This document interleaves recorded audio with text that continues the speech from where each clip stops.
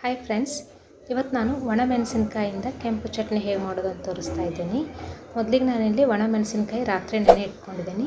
ಸ್ವಲ್ಪ ಒಣಮೆಣಸಿನ್ಕಾಯಲ್ಲಿ ಬ್ಯಾಡಗೆ ಮೆಣಸಿನ್ಕಾಯಿ ಮತ್ತು ಸ್ವಲ್ಪ ಖಾರದ ಮೆಣಸಿನ್ಕಾಯಿ ಎರಡೂ ಮಿಕ್ಸ್ ಮಾಡಿ ನೆನೆ ಇಟ್ಕೊಂಡಿದ್ದೆ. ಈಗ ಬೆಳಗ್ಗೆ ವೆಟ್ ಗ್ರೈಂಡರ್ನಲ್ಲಿ ಹಾಕಿ ರುಬ್ಕೋತಾ ಇದ್ದೀನಿ. ಅದರಲ್ಲಿ ಸ್ವಲ್ಪ ಹುಣಸೆಹಣ್ಣು ಕೂಡ ನೆನೆ ಇಟ್ಕೊಂಡಿದ್ದೆ, ಅದನ್ನು ಕೂಡ ಇದರಲ್ಲಿ ಹಾಕ್ಕೊಂಡು ರುಬ್ಕೋತಾ ಇದ್ದೀನಿ. ಬೆಳ್ಳುಳ್ಳಿ ಹಾಕೋತಾ ಇದ್ದೀನಿ, ಸ್ವಲ್ಪ ಕಲ್ಲುಪ್ಪು ಹಾಕೋತಾ ಇದ್ದೀನಿ, ಬೆಲ್ಲ, ಕರಿಬೇವು, ಹಸಿ ಶುಂಠಿ, ಇಂಗು ಇವನ್ನೆಲ್ಲ ಹಾಕಿ ನಾನು ಇದರಲ್ಲಿ ರುಬ್ತಾ ಇದ್ದೀನಿ. ಮತ್ತು ಸ್ವಲ್ಪ ಜೀರಿಗೆ, ಮೆಂತ್ಯಕಾಳು ಕೂಡ ನೆನೆ ಹಾಕಿದ್ದೆ, ಅದನ್ನು ಕೂಡ ಇದರಲ್ಲೇ ಹಾಕಿ ನಾನು ಸರಿಯಾಗಿ ಇದನ್ನು ರುಬ್ಕೊಳ್ತಾ ಇದ್ದೇನೆ.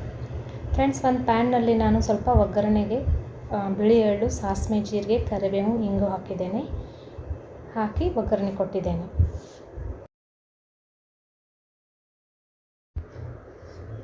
ಫ್ರೆಂಡ್ಸ್, ಈಗ ಇದು ರೆಡಿಯಾಗಿದೆ. ಇದನ್ನು ನಾವು ಫ್ರಿಜ್ನಲ್ಲಿ 1 ತಿಂಗಳು ಇಟ್ಕೊಂಡ್ರೂ ಕೂಡ ಬೇಗ ಹಾಳಾಗೋದಿಲ್ಲ. ರೊಟ್ಟಿ ಚಪಾತಿಯೊಂದಿಗೆ ತುಂಬಾ ಟೇಸ್ಟಿಯಾಗಿರುತ್ತೆ. ನೀವು ಟ್ರೈ ಮಾಡಿ ನೋಡಿ ಫ್ರೆಂಡ್ಸ್. Thank you friends.